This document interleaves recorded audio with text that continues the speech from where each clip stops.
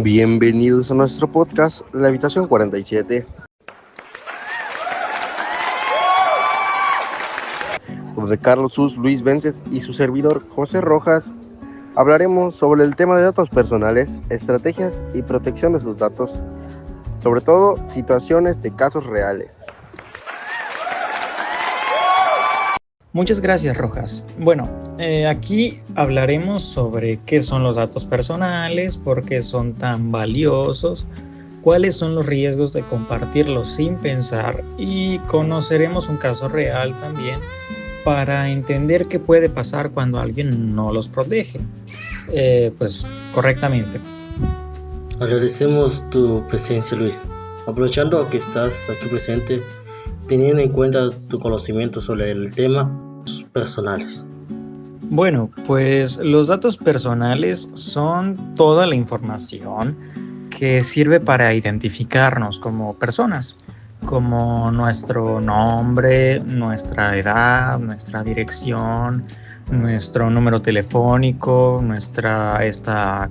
la CURP también, las fotos, la huella digital o incluso lo que publicamos en redes sociales a veces. Aunque parezcan cosas normales, en realidad son muy importantes porque estas cosas dicen quiénes somos. Oye Luis, ¿pero por qué son tan importantes los datos personales y por qué es necesario protegerlos? Porque entiendo que puede ser para evitar que se dañe nuestra identidad, pero me gustaría saber más a fondo de este tema en específico. Bueno, Rojas, estos son importantes porque con esos datos otras personas pueden saber mucho de nosotros. Si caen en malas manos, pueden usarlos para engañarnos, robarnos dinero, suplantar nuestra identidad o meternos en problemas sin que sea nuestra culpa, ¿entiendes? Entiendo tu punto, pero en este caso, ¿cuáles serían los riesgos de compartir datos sin pensar? ¿Qué consecuencias tendría, Luis? Pues mira, muchas veces compartimos información sin darnos cuenta. Por ejemplo, al subir fotos, registrarnos en alguna página web, aceptar permisos, cookies o responder mensajes extraños o correos electrónicos. El problema es que no siempre sabemos quién está detrás de esto y qué van a hacer con nuestra información. Ese es el problema. Entiendo, Luis, pero ¿eso sucede seguido? Entiendo que muchas veces la gente es ignorante al gestionar su identidad en internet, pero ¿realmente es tan mala la situación? Claro, un ejemplo sería cuando alguien publica su ubicación en tiempo real, comparte fotos de su credencial o da su número a desconocidos. Pero pues también pasa cuando aceptamos enlaces falsos o mensajes que parecen reales, pero en realidad son fraudes. Bueno, pero mira, para darte una mejor idea de cómo funciona la situación, te voy a dar un ejemplo en la vida real. ¿Qué sucede? En la vida real, aquí en México, hace ya bastante tiempo, por allá del año 2005, sucedió un caso bastante curioso, el de la francesa Florence Cassés. Florence Cassés, no tengo un francés muy bueno, no sé cómo se pronuncia, pero entiendes el punto. Esta señora, esta muchacha, era una ciudadana francesa que fue detenida en México por esas fechas y fue acusada de secuestro. ¿Qué pasó con ella? Durante su detención, sus datos personales e imagen fueron usados indebidamente cuando las autoridades montaron un operativo falso para la televisión, donde se transmitieron todos sus datos, todos, absolutamente todos, su nombre, rostro, situación legal, sin que existiera alguna sentencia o si se supiera si realmente ella era culpable o no de los casos, de los cargos a los que se le declaraban. Aquí se cometió el delito de un uso indebido de datos personales e imagen, además de violación al debido proceso. Las consecuencias, en este caso, fueron básicamente que la ciudadana francesa fue expuesta públicamente y señalada como culpable, como un objeto de burla ante la sociedad, aparte de que sufrió daño en su imagen y su vida personal. Algunas consecuencias legales de esto, del caso de Florence Cassés, fue en 2013. La Suprema Corte de Justicia de la Nación ordenó su liberación debido a irregularidades y violaciones a sus derechos. Y pues, independientemente de si haya cometido el delito o no, ya no se le podía imputar de nada por culpa de esto.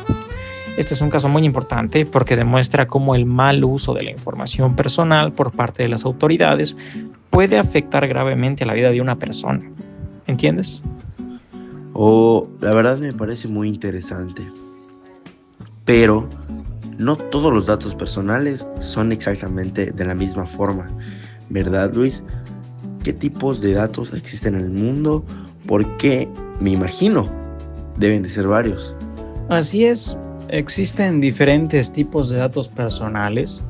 Están los datos personales generales, como el nombre, la edad, el domicilio o el número telefónico. Pero también existen los datos personales sensibles, que son información más privada, como la salud, la religión, la postura política o datos biométricos. Pero por último están los datos financieros, sí, eso me faltaba, como por ejemplo cuentas de banco o tarjetas, ya sea de débito o de crédito, que son los datos más riesgosos si se filtran, principalmente por el mal uso que se les puede dar. Excelente. Oye, pero tengo una pregunta. ¿Quién protege estos datos en nuestro país? En México. Y también en Yucatán.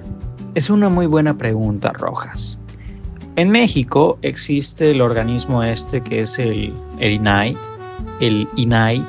que es el Instituto Nacional de Transparencia, Acceso a la Información y Protección de Datos Personales. Esta institución se encarga de vigilar que las empresas y las autoridades usen correctamente los datos personales y puede sancionar, valga la redundancia, cuando hay un uso indebido de estos. Y sobre lo otro, sobre Yucatán. En Yucatán es una situación casi idéntica. En el caso de Yucatán, la institución cambia, es el INAI, que protege los datos personales a nivel estatal. En este caso, si una persona considera que sus datos fueron mal utilizados, puede reunir pruebas, presentar una denuncia ante el INAI, esperar la investigación y en caso de confirmarse la falta, se aplican las respectivas sanciones. Entonces, teniendo en cuenta eso, Luis, ¿las personas tienen algún tipo de derecho sobre sus datos personales? Claro, existen los llamados derechos ARCO, que permiten a las personas saber qué información tienen de ellas, corregirla si está mal, pedir que se elimine o negarse a que se use sin su consentimiento. ¿Y qué puede pasar cuando los datos personales se usan mal? Las consecuencias pueden ser graves, como el robo de identidad, fraudes, extorsiones o la venta de información personal. Además, quienes usan mal los datos pueden recibir sanciones y multas legales. Es muy interesante todo eso, Luis. Pero me encantaría escuchar una conclusión tuya para finalizar y terminar de comprender este tema. Pues mira, algunas recomendaciones que yo podría dar respecto a esto serían no compartir información personal con desconocidos, usar contraseñas más seguras, no usar la misma en todas tus cuentas, revisar la privacidad en redes sociales y no abrir enlaces, mensajes o correos electrónicos sospechosos. Y pues realmente para concluir esto de la forma más resumida posible, proteger estos datos básicamente nos ayuda a evitar problemas legales, económicos, personales y pues realmente nos ayuda a evitar que nuestra identidad se vea vulnerada. En resumen.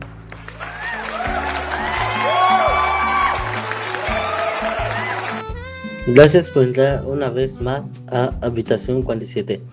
Esperamos que este espacio haya sido un refugio para ustedes. Nos volvemos a encontrar en el próximo episodio. Hasta pronto.